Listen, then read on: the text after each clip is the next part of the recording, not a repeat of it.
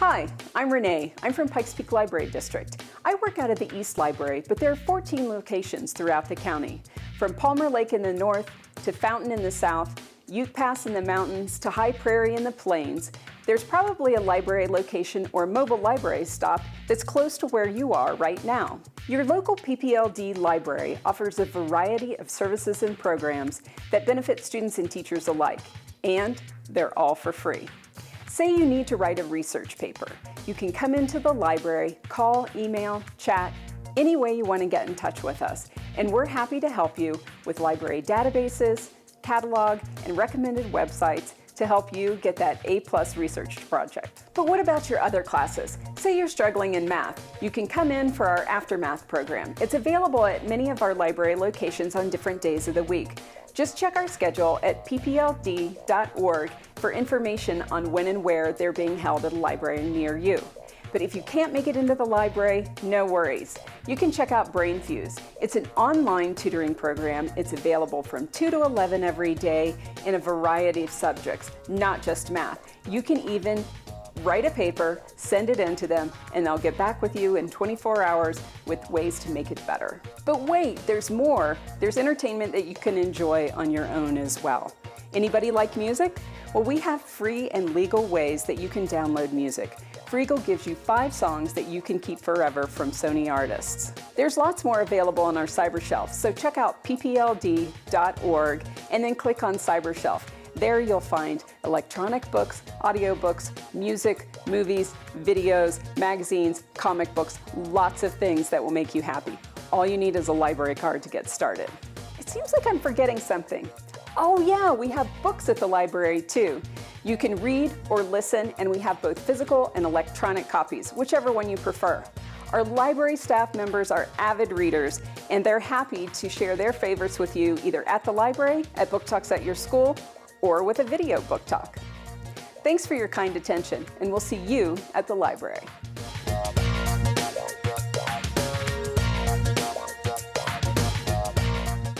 Memorandum from Henry P. Rodriguez, Attorney at Law, submitted to 7th District Court, Otter County, regarding case number 1745321, Gardner et al. Versus MLA Independent School District. Shortly before midnight on June 15th, Gabriel Johnson, a 16-year-old from Minnesota, Minnesota, was apprehended outside Cub Foods by Officer Rex McCoy. Johnson possessed $17.75 in small bills and change, which he confirmed had been removed from the vending machine at Minnesota Lake Area High School. Police suggested the alleged robbery was related to a larger conflict involving assault, vandalism, and defamation of character that has come to be known as the Spunk River War. The following transcript is Gabriel's verbatim account, recorded in a conference room at the Minnesota Police Department between 10 a.m. and 5:40 p.m. on June 16th. We submit this document as context for the above-noted case. There is a specific human cost when those in power wield power arrogantly. This case supports a teenager's fight for dignity, opportunity, and fairness. Here are some words from Gabriel. Ripping off the pop machine last night wasn't meant to be funny. It was my duty to all the geeks, burners, and oddballs in school because that machine sucks. Robbing it was serious business, okay? I hate that machine for so many reasons. That machine made me a junkie, a pop junkie. I'm not the only one in school either. Purchasers of pop at Minnesota Lake Area High School are fat asses, trailer park kids, addicted gamers, and burner chicks who eat cigarettes for breakfast. Dozens and dozens of these kids. Most of them went for seconds later in the day, some for thirds, a couple for fourths, me, for instance. Very few jocks purchase pop from the machine. So when I heard that the cheerleaders were taking the pop machine funds away from the band, I got mad. I am fully capable of taking my own dignity, but no one else is going to take it from me. I was prepared to fight. That's Fat Boy versus the Cheerleaders by Jeff Herbach. I'm going to talk to you about a really awesome book called Grave Mercy by Robin Lefevers. When you meet Ismay, she has just been wed to a brutal and offensive man who immediately beats her when he feels he has been duped by their marriage. He thinks he was tricked because she has a long and nasty red welted birthmark that covers half of her body and that can only mean one thing in the land of Brittany. Ismay must be the daughter of Mortrain, the god of death. Ismay has been aware of the mark her whole life. Her father beat her mother for giving birth to a baby marked this way, and beat Esmay her whole life before the awful marriage began. But things start to turn around when Esmay is rescued from the cellar of her new husband's home by the hedge priest who married them.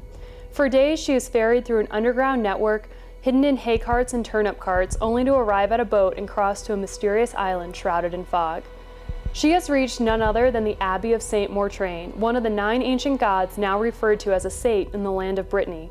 The abbess begins to test her from the moment she arrives, having her drink from a mysterious goblet and trying to ascertain if she has any gifts. Having lived the life of a loner, Ismay is slow to trust but intrigued by her new surroundings. She is given a choice. She may become a handmaiden of the god of death, or she will be married off. She obviously is done with men and joins the convent. Soon, she is thrust into training that covers everything from martial arts to disguises and seduction. She is eager to carry out her work as a handmaiden of the Lord Death, with the sole purpose of killing those who Mortraine decides need to die. She sees no downside to her work, where killing is considered a sacrament. She has suffered so much cruelty at the hands of man that she is eager to mete out her God's justice. Will she ever meet a man she can't kill? Will she ever question the choices? She will do both. Read the book to find out what happens. I'm going to talk to you guys about the Psychopath Test. This is a nonfiction book written by Jon Ronson. He also wrote the book Men Who Stare at Goats, which became a movie. So if I was in the room with you guys, I would ask, who knows what a psychopath is? Well, these are people who have no empathy, they're manipulative, deceitful, charming, seductive, and delusional. And they say that 1 out of every 100 people is a psychopath. That means you probably passed one in the hall today. Think about it. How many people are in your school? Well, the Psychopath Test is an exploration of their world in the madness industry. When Jon Ronson is drawn into an elaborate hoax played on some of the world's top scientists, his investigation leads him unexpectedly to psychopaths. He meets an influential psychologist who is convinced that many important business leaders and politicians are in fact high-flying, high-functioning psychopaths. Ronson learns how to spot them using a pretty simple quiz. Armed with these new abilities, Ronson meets a patient inside an asylum for the criminally insane who insists that he is sane, a mere run-of-the-mill troubled youth. Not a psychopath. But this claim could be a sign of manipulation, making him a psychopath. Ronson spends time with a death squad leader institutionalized for mortgage fraud and a legendary CEO who actually took joy in shutting down factories and firing people. So, if you want to learn more about psychopaths and how to spot them, read The Psychopath Test by Jon Ronson. Selena Sardathine is the world's most deadly assassin. Or at least she was before she was caught, her death faked, and sent to the salt mines of Endovier to work until she dies. After surviving a year in conditions that normally kill a person within a month, Selena is dragged before the Prince of Adderland and offered a deal. Enter a tournament that will decide who will be the king's official assassin. If she loses, she'll be sent back to Endovier in her death. If she wins, she'll be set free, after she completes a 4-year contract working for the king that she hates. It might not be as easy as Selena thinks to win the tournament, though, because if the competition doesn't kill her, whatever's sneaking through the castle killing off champions might. But when life gives you lemons, sometimes you have to just scale up a wall, crawl through a window, and stab them. Throne of Glass by Sarah J. Maas. Dear parents, the following memo has very important information about your teenage son or daughter. As you're aware, the war between pro-life and pro-choice movements is over, and no one has won. We have reached a compromise that will satisfy all parties involved. Abortion is now illegal, but you can still terminate your unwanted offspring. You just have to wait 13 years or so. After the 13-year waiting period, if you still don't want your child, you can opt for a procedure known as unwinding. Unwanted teens can be unwound between the ages of 13 and 18. In addition to ending the war, unwinding solves the organ shortage problem. With our revolutionary procedure, organs and body parts will be readily available from everything from replacing stomachs plagued by cancer or arms lost due to automobile accidents, to getting those perfectly small ears or legs that you've always admired. So how does unwinding work? Unwinding is a procedure in which every single part of the body is recycled. Not even one cell of your teen will be wasted. The procedure is painless, and as your teen is deconstructed, he or she will be given pain medication. However, the patient will be awake for almost the entire operation to help him or her transition to an existence in a divided state. We have counselors on staff to assist you in the decision-making process. If you choose to have your teen unwound, simply fill out the enclosed paperwork, and we will immediately send out a team to collect your child. Please remember that choosing to unwind your child is your right to exercise as you see fit. You do not need to justify your choice to anyone. Sincerely, Happy Jack Harvesting. Find out what happens when parents choose to exercise this right in Unwind by Neil Schusterman. Codename Verity by Elizabeth Wein. Close your eyes and imagine for a moment that you are an Ally spy that has been captured by the Gestapo in Nazi-occupied France.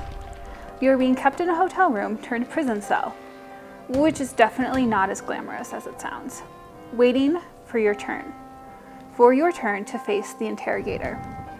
Your prison guards have even given you prime real estate. You are right next to the interrogation room, so you can hear, practically feel the screams of your fellow prisoners as the Gestapo use all of the tools of their trade to force answers from their clenched mouths. As the time ticks down to when you will be the next to fall under the scrutiny of the SS Hofsturmfuhrer, you must decide. Will you break down, tell them what you know, or stand strong and defiant? Now, open your eyes and decide. When this story begins, Julia is an unnamed prisoner, formerly a wireless operator for the British, held captive in France by a seemingly sadistic Nazi interrogator. She has sold her soul in exchange for small bits of freedom, giving pieces of code in exchange for her life. She pens her tale as a confession while strapped to a chair while recovering from the latest round of Gestapo torture. Interspersed with the story of her fierce fight for survival is a different tale, that of how she came to be in France and of her friendship with Mattie Brodart, a British civilian pilot, whose quiet gumption was every bit as impressive as Julia's brash fearlessness. Though delivered at gunpoint, Julia's confession is peppered with dark humor and minor acts of defiance.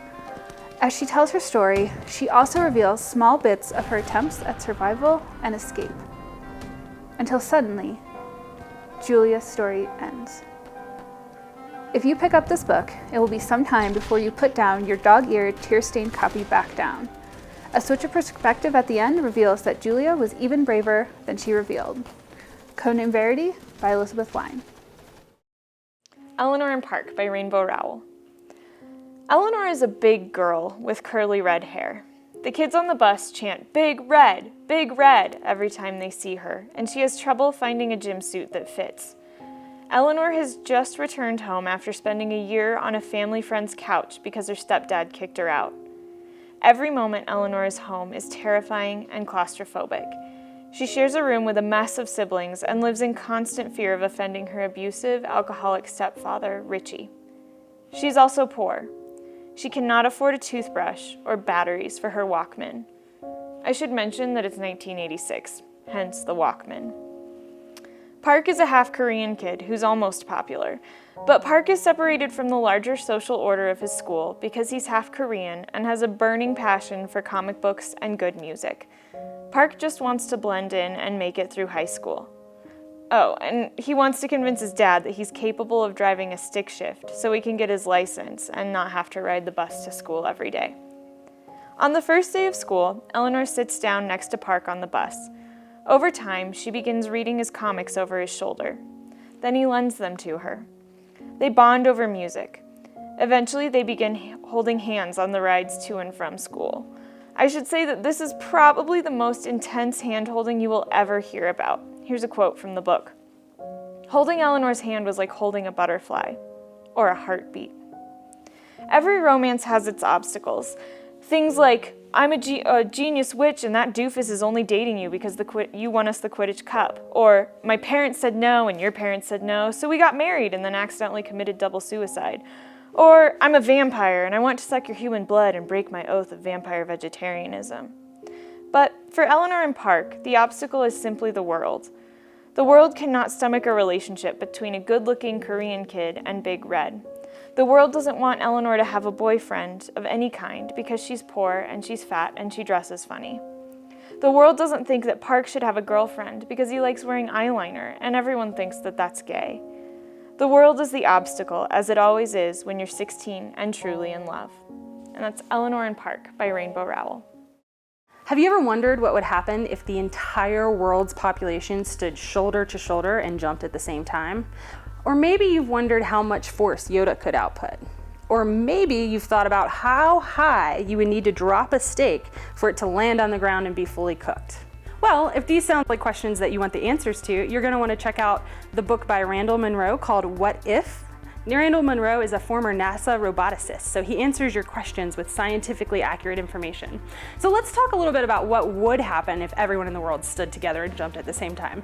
So all of the world's population standing shoulder to shoulder would roughly fit in an area the size of Rhode Island. So everybody is in Rhode Island standing shoulder to shoulder, and the clock strikes noon and we all jump. What happens? Well, the answer is basically nothing, okay? Because the Earth outweighs humanity by a factor of 10 trillion. So all we do is maybe make some small footprint shaped dents in the ground and probably make a lot of noise. And that's all that would happen. So then after we've jumped, we're all standing around looking super awkwardly at each other, and someone gets the bright idea to pull out their cell phone. And everyone standing around them is like, yeah, great idea, dude, gets out their cell phone. Well, the Rhode Island cell phone towers are not actually equipped to handle all of the cell phones in the world, right? So no cell phones are working. For that matter, the airport is not equipped to take people away from Rhode Island. There aren't enough cars. There's probably enough food, or not enough food, not enough water. And so basically people start starving. It turns into this dystopian nightmare. And then a few people survive and make their way back across the unaltered globe to kind of think about what happened as the result of humanity's great jump. But hey, now we know what would happen, right? So to find the answer to these types of questions, you're going to want to check out What If by Randall Munroe, who is the creator of XKCD. I don't know when it started. I don't know why it started. I don't know anything about anything except for the screaming. My mother screaming when she realized she could no longer touch me. My father screaming when he realized what I'd done to my mother.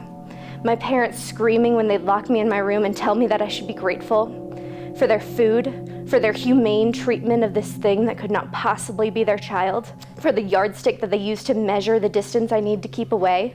I ruined their lives, is what they'd say to me. I stole their happiness. I destroyed my mother's hope for ever having children again. Couldn't I see what I'd done, is what they'd ask me? Couldn't I see that I'd ruined everything? I tried so hard to fix what I'd ruined. I tried every single day to be what they wanted. I tried all the time to be better, but I never really knew how. I only know now that the scientists are wrong. The world is flat because I was tossed right off the edge and I've been trying to hold on for 17 years. I've been trying to climb back for 17 years, but it's nearly impossible to beat gravity when no one is willing to give you a hand, when no one's willing to risk touching you. Juliet has been locked in an asylum for 264 days. She hasn't touched another human being for 6,336 hours. Her isolation has kept other people safe. But now she's getting a roommate, and everything is about to change. Pick up Tara Maffey's Shatter Me to find out what happens next.